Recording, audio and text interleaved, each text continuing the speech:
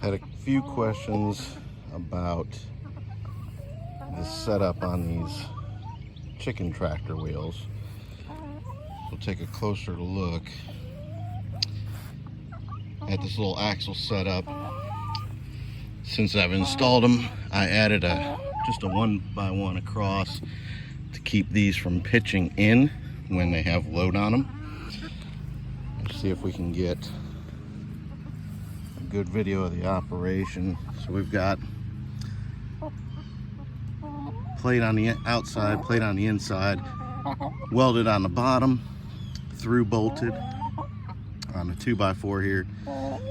Have an axle made just with some square tubing and a 5/8 bolt running through it, and a secondary axle which is the fulcrum for the lifting lever.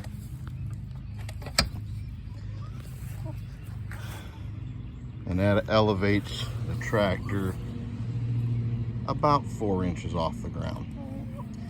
One thing that I've definitely learned is that these 5/8 bolts for those axles, I'm going to end up replacing those with a grade 8 hardened bolt, just because these ones, you can see there's a little bit of pitch to them, so they've bent in place.